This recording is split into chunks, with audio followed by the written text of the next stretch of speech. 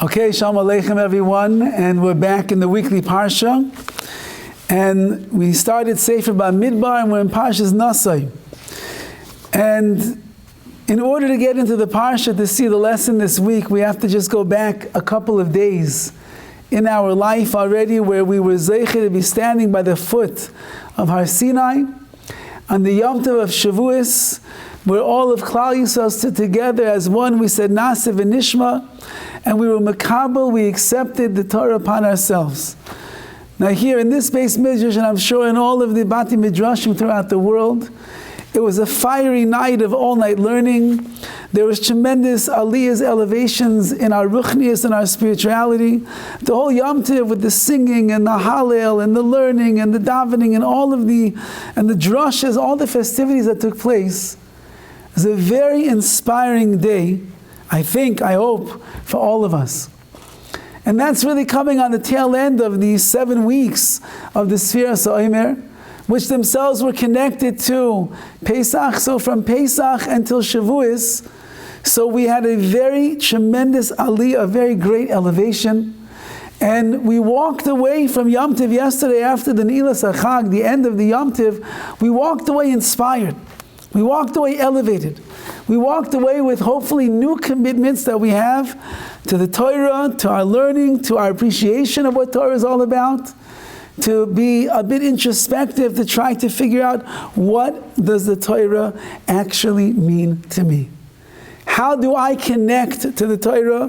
What does the Torah want from me? What does HaKadosh Baruch Hu expect of me? What were His great dreams and aspirations when He put me into this world? How He wants me to live a life that is filled with Torah and with mitzvahs. So we were all very inspired. And then we came home last night, and there was all that cheesecake that we didn't get to eat over Yom Tov because we had too much fleishigs. So finally we became milchig at the end of the day, and we find ourselves at 11 o'clock at night, after all the high heights of the inspiration, packing away the cheesecake. Of course, all the mitzvah, you have to make your wife feel very good, to tell how delicious it was. Whatever we weren't able to eat over Yom Tov, we could eat last night. And we go to sleep, and we wake up groggy, and we make it through our shacharis. And suddenly all of those sparks, those fires of Har Sinai, the inspiration that we all felt, it begins to dwindle quite quickly, unfortunately, which is the way of all inspiration. And for myself personally, and I assume for many of you, we'd like to know what is the secret of holding on to spiritual inspiration. How does a person go through an uplifting Yom Tov of Shavuos?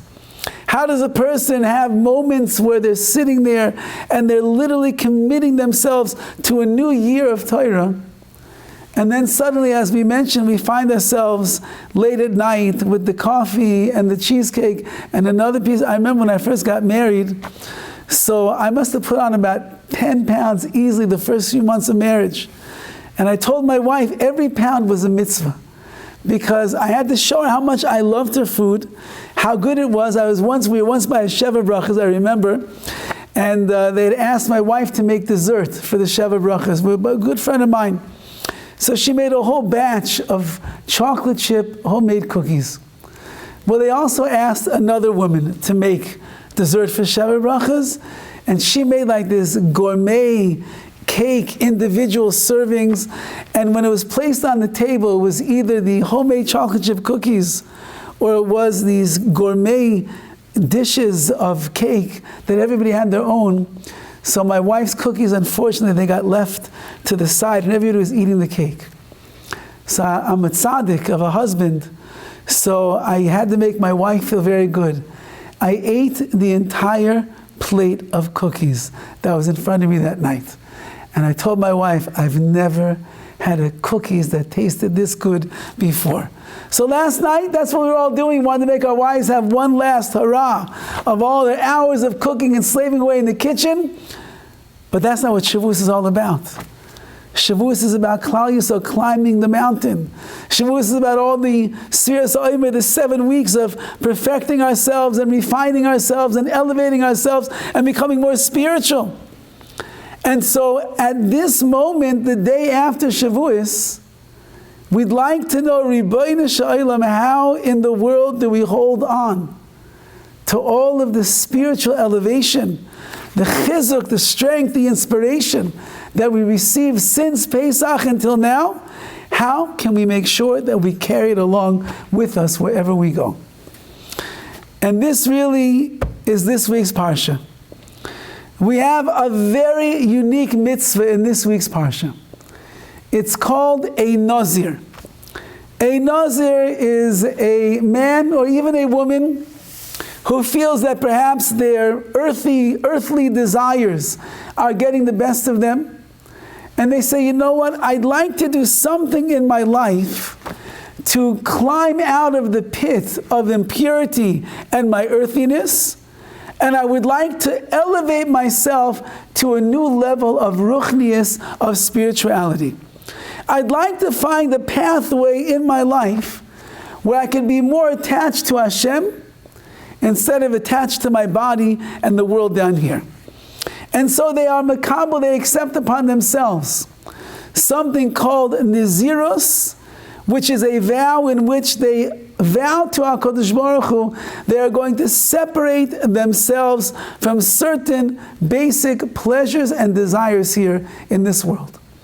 No wine, no grape juice, not even the seeds, not even the pits, not even the skins of the grapes.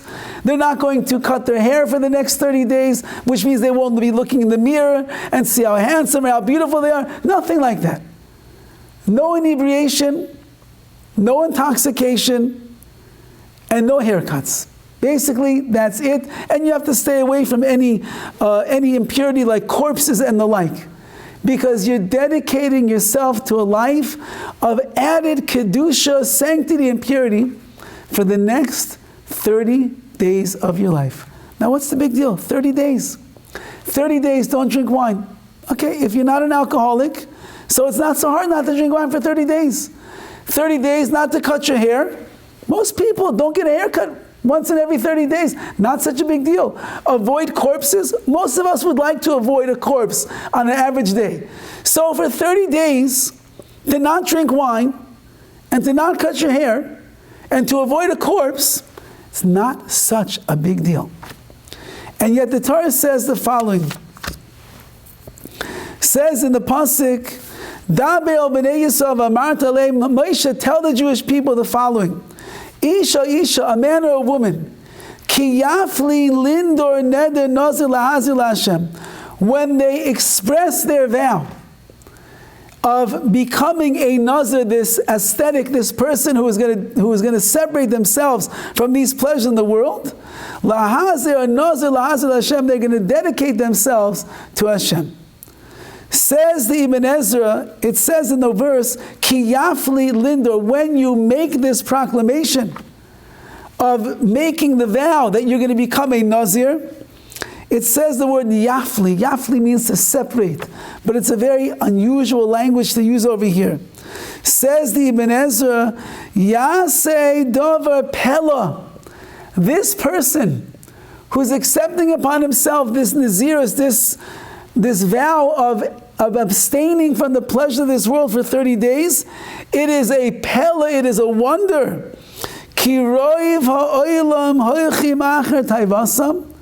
The majority of the world will chase after and go after their taivas, their desires, and this man or this woman has decided they're going to hold themselves back. Now what's the pella, what is the wonder?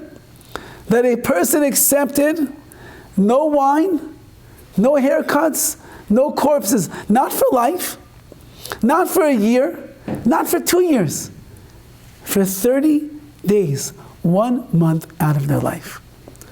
Which means that the Torah is telling us that even if the commitment that you make to your personal growth in Yiddishkeit, your personal growth in mitzvahs, your personal growth in becoming a better Jew seems relatively small, and it's relatively short. This is not like he's saying forever I'm going to do this. Only 30 days, 1 month. In the eyes of Hashem, when you live in a world where Roiv ha'olam, where the majority of the people are holchim achar taivoisam, chasing after their desires, you are a pella, you are a wonder. Which I think would mean that in the world that we live in today, I don't think we have to explain how the world chases after their desires. So any Jew that makes even small steps and small moves in the direction of more ruchnius, more spirituality, they make small moves in the direction of another mitzvah, another word of Torah, that is a pella, that is a wonder in the eyes of Hashem. Now the Torah goes on and explains how the Nazir is going to keep all of these laws, and he's going to come to the end of his 30 days. And at the end of the 30-day period of Nazirus, again, which it's not a very long time. You know, you look back, it's the end of the month. Whoa, was that a month already? You know, it's like you get to Rosh Hashanah. Wow, the whole year passed already? Yeah, the whole year passed already. Was it already a year since Pesach? It was a year since Pesach. Last month? Yes, already a month. So it comes and it goes like that. He gets to the end of the month, and the Torah tells us, he has to start bringing a korban. Korban is different sacrifices. One of the sacrifices he brings is, he brings the kavsa achas bashnasa, he brings a sheep, a 1-year-old sheep, temima, that is pure and perfect, lachatas, for a sin offering.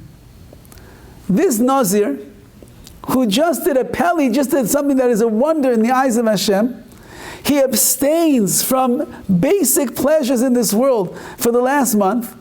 It's only 30 days. His hair didn't grow that long.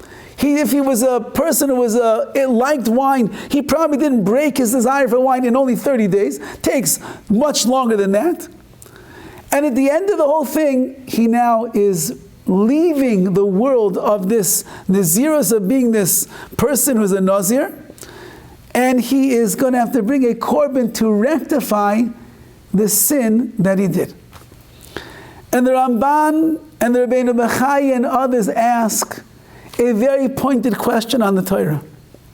Whenever a person has to bring a korban chatas, a sin offering, it means that they did something wrong.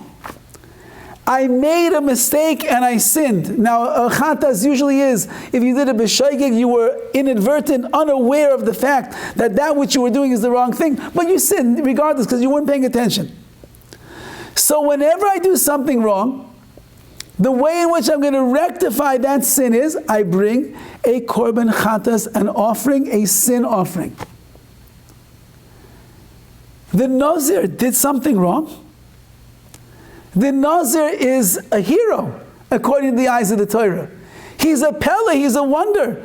The whole world is chasing after the desires. They're in the pubs at night, in the bars, getting drunk and drinking. And they're combing their hair every single day to see how nice they look.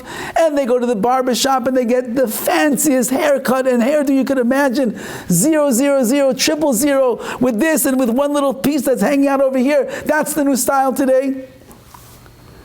And this guy says, no razors on my head, no shears, no scissors, nothing, I'm not cutting my hair. Says, oh, you're a wonder. You're an amazement. Because you are going against the tide of the world. He's praised for being a Nazir. So then what did the Nazir do wrong? Remember, you only have to bring a korban chatas, a sin offering, if you committed a sin. And this man has committed no sins. He's a tzaddik of a person. Says the Ramban, you know what the sin of this Nazir is? The sin is the following. He just spent the last 30 days of his life immersed in a new world of kedusha, of holiness and sanctity. He just spent the last 30 days of his life, he pulled himself away from the regular activities of the world. No more wine. I'm not going to get drunk. I'm not intoxicated. I'm not going to look in the mirror. I'm not going to cut my hair. I'm not going to be around anything impure. I want to remain a holy, pure person. And as I stay away from the pleasures of this world, and when I stop looking in the mirror 5, 6, 7 times every half hour on the hour to see how nice I look, So then I can take my focus off myself, off of my desires, off of my base drives, and I can rededicate myself to serving Hashem on a new level, in a new way. Says the Ramban, you know what the sin of this Nazir is? The chait is, after 30 days of spiritual bliss, after 30 days of spiritual growth, after 30 days where you realize you could exist on a higher plane of Kedusha, of holiness, why are you bringing an end to the 30 days and going back to who you were beforehand?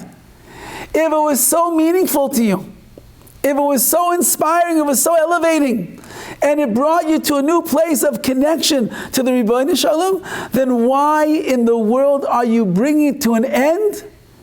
You should continue the Naziris, you should continue this vow, you should continue to stop, not drink wine and not cut your hair, so you can climb even higher heights in your world of ruchnias, of spirituality, of avodas Hashem, and your service of God.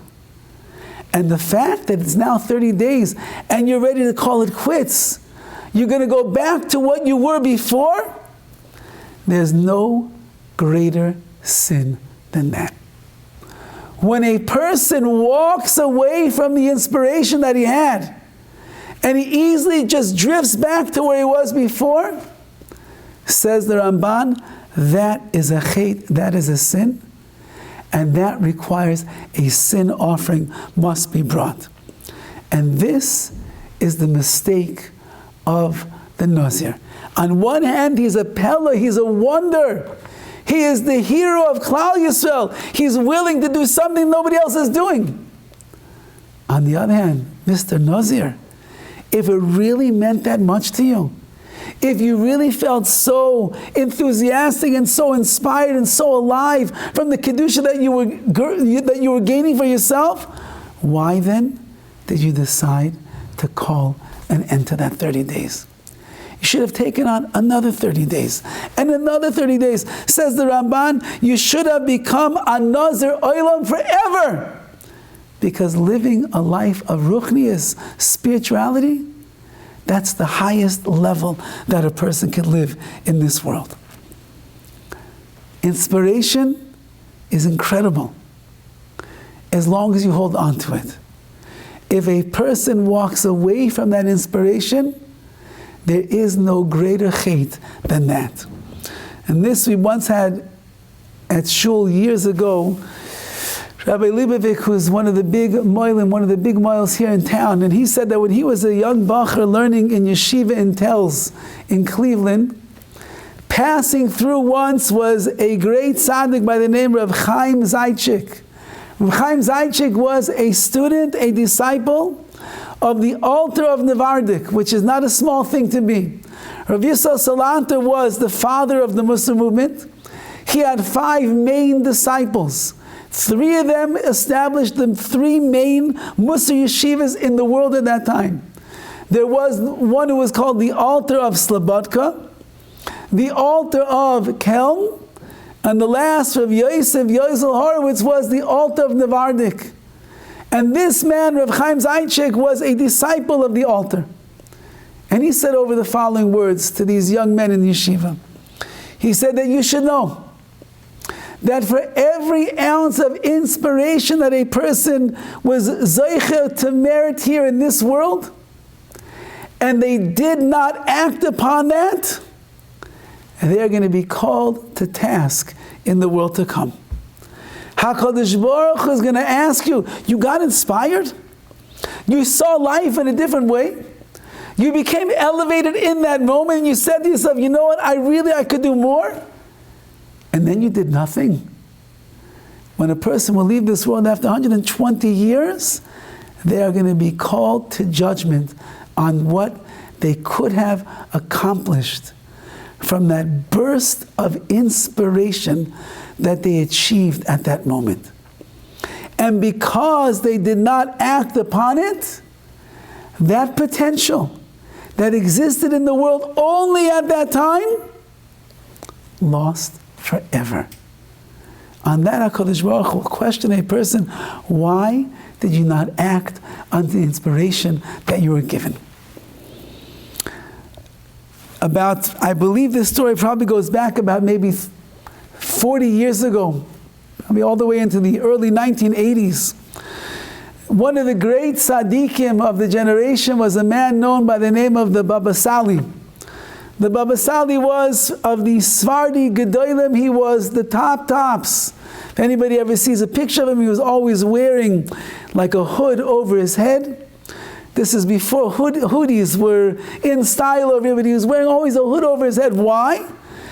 Because he never wanted to look in this direction or in that direction. He guarded his eyes from ever seeing anything impure. So he was always like this. He could never see beyond what was right in front of him. When he was 30 years old, the Baba Sali didn't have a beard, which in Kabbalah, in the Kabbalistic world, not having a beard is, I don't know, it's like not having tefillin. It's like a terrible, terrible thing. The beard is a very, very holy thing. And the Baba Sali was distraught. He was a very soft skin, a babyish face. He couldn't grow a beard. So he davened and he davened and he davened to HaKadosh Baruch Hu that Hashem should give him the schus to have a beard like every other Yid in Klal Yisrael, so that he could have this very Kabbalistic concept on him. And sure enough, the next morning, after he cried his eyes out, so he noticed one strand and another, he ended up growing a beard. The Baba Sali did many mitzvahs, many miracles, many incredulous things that if the people had not seen them themselves, they probably would not believe it. And the following story took place, and I know that this story is true because my Rosh Hashiva Rav Schwartz was in the Beis Midrash in Netivot in Israel when this story took place. So a man once came to the Baba Sali, and he had become a quadriplegic. And he came in a wheelchair. He came in a wheelchair to the Baba Sali's Beis Midrash, to his house. And he said to the Baba Sali, please, help me get better. I am confined to the wheelchair. I have nowhere to go. I can't move. I became a quadriplegic. Please, Baba Sali, help me to get better. Because the doctors told me I will never ever walk again. So the Baba Sali looks at this man, a non-religious Jew, coming to the great rabbi for a blessing. And he says to him, I have 3 questions. Now, the man, to his great credit, was extremely honest in his answers. And the Baba Sali said to him the following. He said, Ata shomer Shabbat? Do you keep Shabbat? And the man looked at the Baba Sali and he said, no. And the Baba Sali said, do you put on tefillin every day? And he looked at him and he shook his head and he said, no. And then the Baba Sali turned to him and he said, how about Torah? Ata lomed Torah? Do you learn Torah? And at this point the man hangs his head low and he says, no. And so the Baba Sali looks at the man and he says to him very sharply, he says, how could you possibly ask me for a bracha, for a blessing, that you should be healed? Where is that bracha, where is that blessing going to rest? If you want the blessing to come to your life, you have to be a kli, a vessel that's going to receive the blessing. But if you don't keep Shabbat, and you don't put on tefillin, and you don't learn Torah, where is the blessing that I'm going to give you rest? So immediately, this man who realized that his life is in dire straits, he's a paraplegic right now, he cannot move, and the doctor told him, you'll never ever walk again. He says to the Baba Sali with all sincerity, I promise, Rabbi, from this moment on, I accept upon myself Shabbat, I will put on tefillin, and I will start learning Torah. And the Baba Sali, who understood the depth of people's neshamot, of their souls, he looked at the man and he saw that he was telling the truth. And he told him, Takum, get up. The man's sitting in a wheelchair, paraplegic, he can't move. The Baba Sali says, get up. And the man takes his hands and he puts them on the arms of the wheelchair, and he begins pushing himself with a feeling that he never had before. And the next thing he knows, he's standing. The man has not stood in years. And now he's standing there, and the Baba Sali says, "Nu telech, walk." And the man, ever so slowly, moves one foot, and lo and behold, he walks. And he moves the other foot, and lo and behold, he walks. And the man starts walking slowly in the room of the Baba Sali. But the Baba Sali is not done yet. And he says, "Ratz, run, start running." And the man looks at the Baba Sali, "Run? How can I run? How can I do such a thing?" And the Baba Sali says, "You heard me, Ratz, run." And the man begins moving faster. And he begins moving quicker. And the next thing you know, he's actually running. And he runs out of the house of the Baba Sali. And he runs into the yeshiva Netivot, which is right there, right near the Baba Sali's house. And he walks in, he runs in, and the Bachrim in the yeshiva, they see this man, and they know that he was a person that was in a wheelchair just today. And they see him walking, his face was dazed. My Rabbi was there, he said, "You should have seen the man's face. He's walking around like this in a dream." And he says, "I came to the yeshiva, I promised the Baba Sali I'm going to learn, teach me Torah." And he started learning Torah that very day. And keeping Shabbos and wearing his tefillin. A miracle? Yes. Is it true? Yes, because there were plenty of eyewitnesses who saw that it took place. Now this is 40 years ago. This is certainly way before there was WhatsApp, before there was social media, any of these things. And yet still the words of the miracle of the Baba Sali traveled through all of Eretz Yisrael. And everybody heard the maifis, the miracle that the Baba Sali made, that he was able to get a man that was not walking, a quadriplegic, he's walking again out of the wheelchair.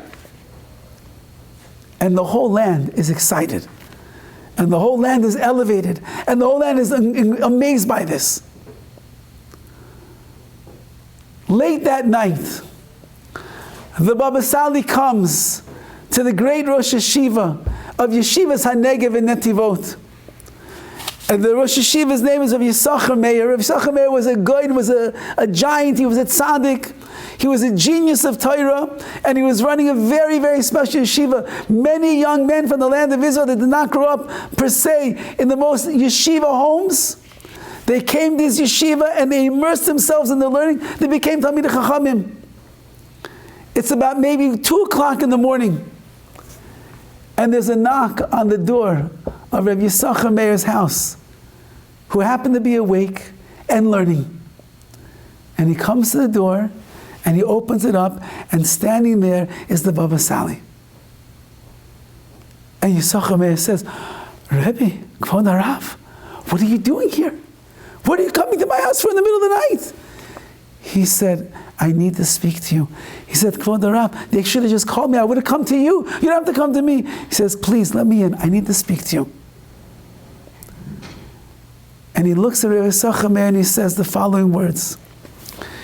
He says, "I've spent my whole life learning Torah, doing mitzvot, and helping Klal Yisrael the best that I possibly can.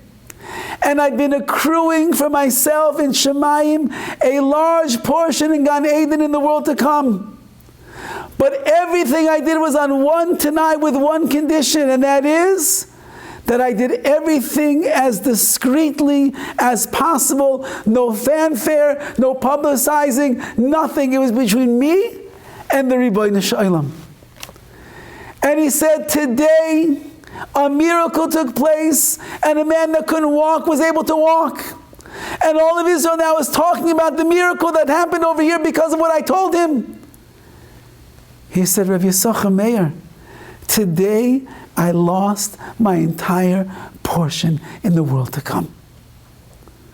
Because now my mitzvahs were publicized in the eyes of our nation. I just lost everything. So Rabbi Yisachar Meir said, so why are you coming to me? And he said, because I just went to the bank and I took out all of my money, all of my savings. I cashed in whatever I had. He said, you have one of the best yeshivas in Israel, and you're right here down the street from me. He pulls out a wad of cash, a big wad of cash, and he says, Rabbi Yisachar Meir, he says, you see this money? I'm donating it to your yeshiva. I want you to use it for the boys that are learning Torah. I need to once again to begin to build up my bank account of reward in Gan Eden in the world to come. And he puts this huge wad of cash on the table and he says, please take it for your yeshiva. And of course you understand that the Rosh Yeshiva took it, and the Baba Sali had a little bit of nechama, a little bit of consolation and comfort that once again he's building his Gan Eden, his Olam Haba. You're talking about a man that lived his whole life like a Nazir. And one day, suddenly he's not a Nazir. And he says, the greatest hate in the world, the biggest sin, I walked away from everything. Now my mission is I have to build it up again. And who knows, in those final years of his life, of the Baba Sali, who knows how many things he did, how many extra mitzvahs he put himself involved, how many extra hours of Torah that he learned, how many things he did hidden and concealed from the public, nobody should know. Because he knew that when you walk away from Kedusha, when you walk away from holiness, when you walk away from sanctity, there's no greater sin than that. So what can we do in our lives to hold on to the Kedusha, to hold on to the holiness, to hold on to our inspiration? We're just coming again, like we said, from the glorious days of Shavuos, which was connected to Sfiras Omer, connected to Pesach, 50 days of glory, glorious Avodas Hashem. How do we hold on to it and not walk away at this moment? The Mishnah says in Pirkei Avos, Hillel said the following words, Im ein anili, if I am not for myself, mi li, who will be for me? Im ein anili, if I am not for myself, who will be for me? What do those words mean? Says Rabbi Yoina, Im lo yachiach atzmi, if I do not rebuke myself, she'ezares atzmi b'mitzvos, if I do not inspire myself to perform the mitzvahs, mi li, who is going to do it for me? Loichiach ulizareni, who is going to be the one that will criticize me, will rebuke me, will inspire me, if I'm not doing it for myself? Now listen what he writes over here. Because when you get inspiration from other people in your life, it's only good for the time that they actually inspire you. But as everybody knows, you go to a shir, the speech is, wow, out of this world, over the top. You've got goosebumps running up and down your spine. Tears are in your eyes, running down your cheeks. And you tell yourself, this is the most amazing thing I've ever heard before in my life. I'm going to change. And then by the time you get out of your chair and you get to the door, your phone is ringing already. And someone's telling you, the Pacers, they won tonight. And you walk out a little bit more, you get into your car and you listen to the game. And that's it. The inspiration, it's gone. As if it was never ever there before. A person can go through a Yomim Neroyim, the great glorious days of Rosh Hashanah, Serzimei Tshuva, Yom Kippur, Ne'ilah, we're screaming out to Hashem, Hashem, Elokim. No greater moment in the year, the closest that we feel. And then we come home and we realize that our wife was also in shul for Ne'ilah. And guess what? She didn't prepare the break fast. And we're hungry, and we're grumpy, and we're growling, and grumbling stomachs. And we say to our wife, where's dinner? That's it? You just yelled at your wife right after Yom Kippur? Right after you promised, I'll never scream at my wife again? The inspiration comes, and it goes, and you cannot rely upon anybody else, says Rabbi Yonah, except for yourself. But when a person awakens and inspires himself, and every single day, he keeps increasing his thoughts and his ideas. He adds on to it. What's the new way that I can serve HaKadosh Baruch Hu? How consistent could I be in this mitzvah? How can I dedicate myself to this davening, to this Torah, to this shir? How can I do that, Hashem? Says Rabbi Yonah, he'll never forget about the inspiration, because as much as his heart desires, it will be filled with his self-inspiration. This is the proper way for a person to go in this world. Says Rabbi Yonah in his explanation, the words of the great Hillel, if I will not inspire myself, who will inspire me? Says Rabbi Yonah, other people will inspire you. You go to a shir, you go to a class, you'll see something fantastic and amazing. They send around like these inspirational clips. And you get a clip, and suddenly you got goosebumps, and whoa, that was amazing. Phone rings, hey, how you doing? What's going on the clip? It's gone. It's on the floor. It's gone. So there will be plenty of other people that will try to inspire you. But, says Rabbi Yonah, it won't work. Because as fast as it enters into your heart, that's as fast it will exit your heart. But the only one who has control over your heart is you. And if you're working every day, inspiring yourself every day, thinking about it every day, more ideas, how can I serve HaKadosh Baruch Hu? How can I learn? How can I daven better? What should I do to grow?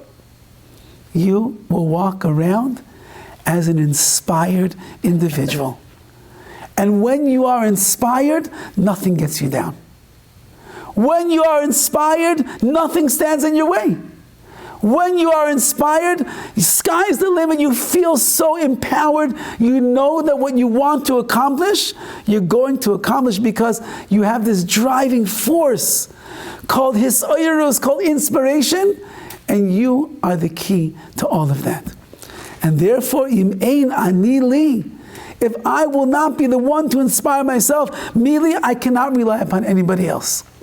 And therefore, as we are on the heels of Shavuos, and we spend, many of us, the whole night learning Torah, learning HaKadosh Baruch Hu's Torah, and we daven nates, and we felt so good, we actually stayed awake for 80% of the davening. It was pretty incredible.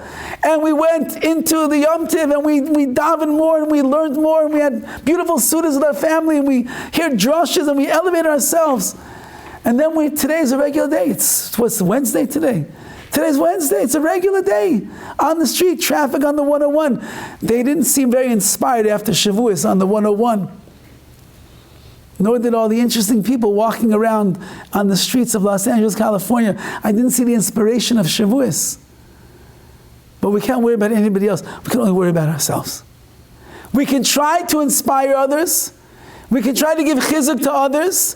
We can try to be there for another person, to listen to what they have to say, bounce ideas off. At the end of the day, the only one that you can really inspire is yourself. Nobody knows you better than you know yourself. You know your strengths. You know your weaknesses. You know your likes, your dislikes, your abilities, your potential. You have to be very deeply introspective and go inside yourself to see what you're made out of. And then you pull it out, and you are able to walk around as an inspired individual. Says the Torah, you know what the great sin of the Nazir was? Why he has to bring a korban chat as a sin offering? Because he got inspired And then he packed it away and he walked away from it. Says the Ramban, you call yourself a Nazir?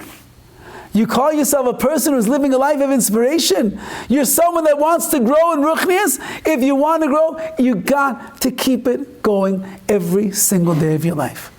One break, and that's it. The inspiration cools off. And when it cools off, it takes a long time to get those jet engines started again.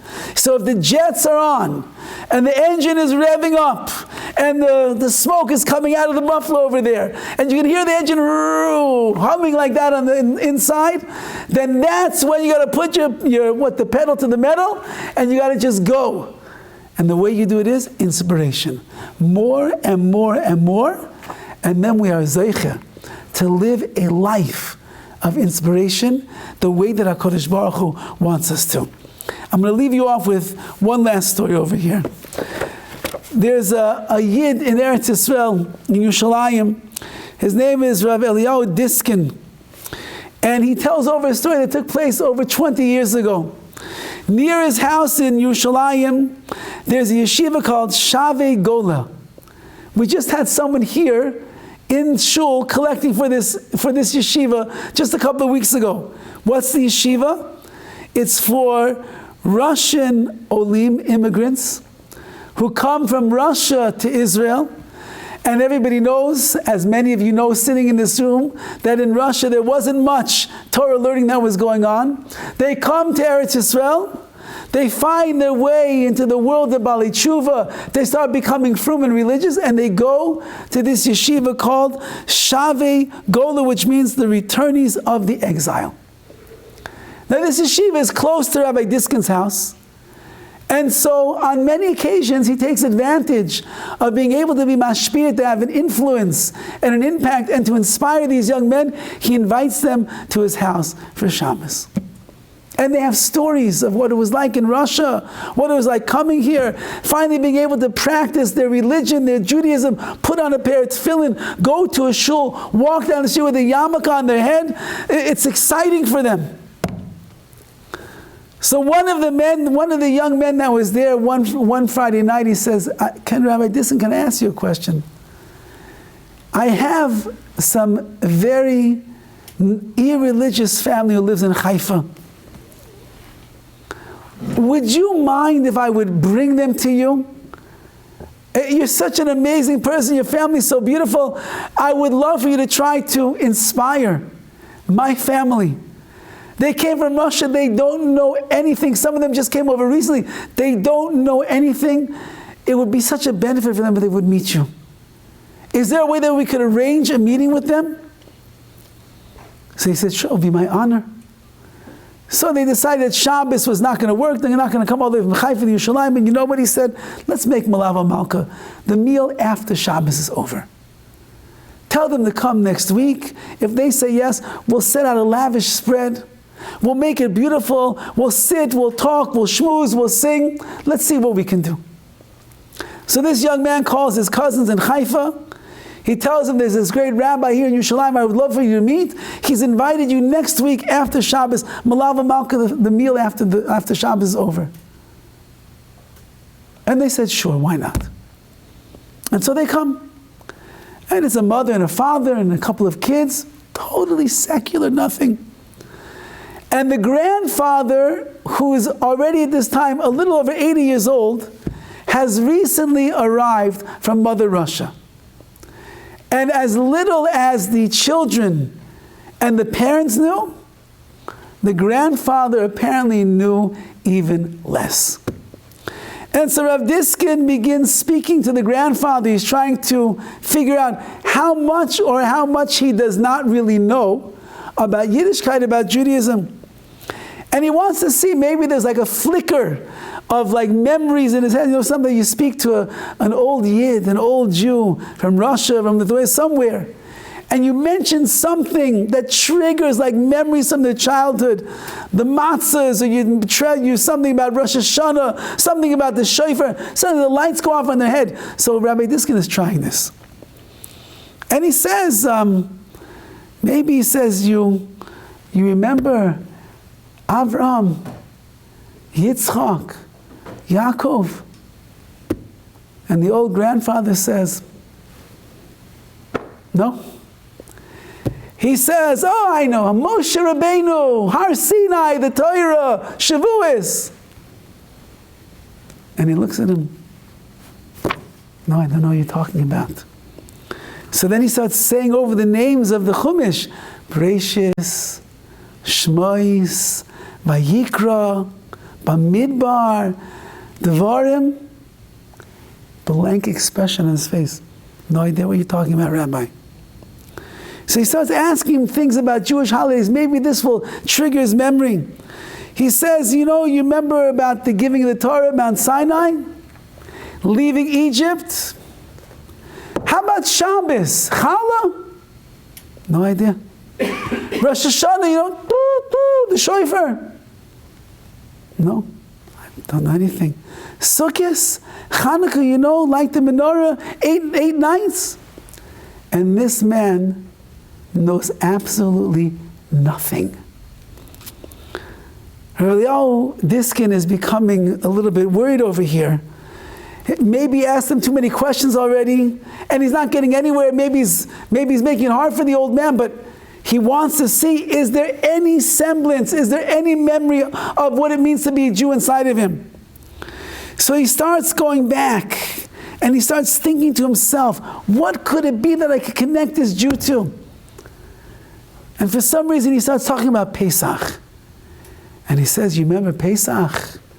He says, the Seder, 4 questions, matzah, maror, nothing. Manishtan, nothing. And he starts saying different parts of the Haggadah, different ideas of the Haggadah, splitting the sea, nothing. Other Jewish people cry out to Hashem, nothing. He's going through everything. Avadim ayinu l'parom, nothing. And suddenly, he gets to the very end of the Haggadah, and all hope seems lost. The old man remembers nothing. And then he finally says, because everybody knows at the end of the Haggadah, after the main body of the Haggadah, we sing all these songs. And he turns to the old man and he says, Chad Gadya? The little sheep, the little goat, Chad Gadya? And suddenly he hears a cry come from the old man. And he says in Yiddish, Ein Sigale! Ein Sigale! The little goat, Ein Sigale! And suddenly the old man, he's awake. His mind starts moving. And he starts thinking about the end of the Seder. And then he starts peeling back, and he goes backwards into the middle of the Seder. Then he starts remembering the 4 questions. The next thing you know, he's standing in front of Rabbi Diskin. He says, I remember being at the Seder when I was 4 years old by my grandfather. And the rest of the night they began speaking about their Yiddishkeit, about Judaism. And little by little by little, this old man begins his journey back into Torah. And the next thing he knows, he's coming and he's learning with Rabbi Diskin every week, more than once a week. And he's spending more time in yeshiva. And he starts contemplating Shabbos. He's contemplating kashrus. And before he knows it, at the age of 84 years old, the man becomes a Baal Tshuva, full-fledged, Torah-observant Jew. And 1 year later, this man, who at 84 years old got so inspired, he took mitzvahs upon himself, he passed away as a completely Shomer Torah-observant Jew.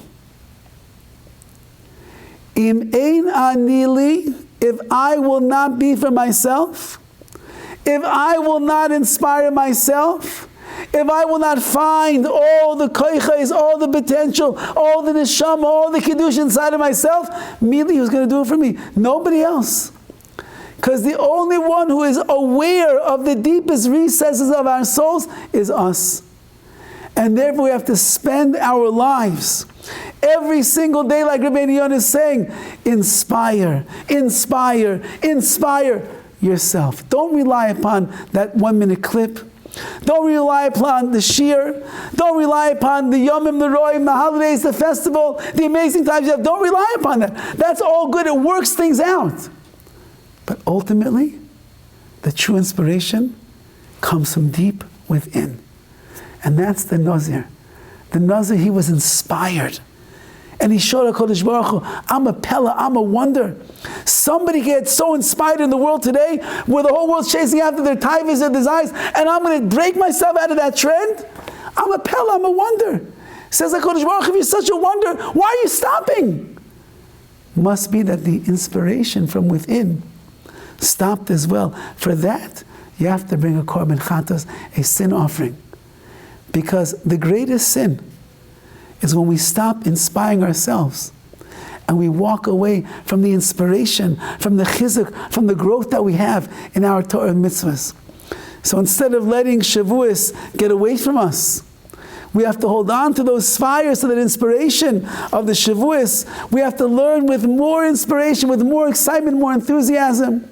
We have to look for ways that we can connect ourselves greater to the Torah. We have to continue to ask ourselves, what exactly does the Torah mean to me? And how am I going to grow? Today, and tomorrow I'll ask myself, how am I going to grow today? And so on and so forth. Every day should be a day of growth for us, for our families, and for all of Klal Yisrael and Yitzhak Hashem. We want to wish a refuah shlema to Igor's father, Alexander ben Ida. May he have a refuah shlema. May, in the schus of his son's inspiration, which he's getting inspired tonight, may that be a great schus for his refuah, for his healing. And in Yitzhak Hashem, may we all be together only for good things, only for happy times, when all of Klal Yisrael is living inspired and serving Hashem in the right way.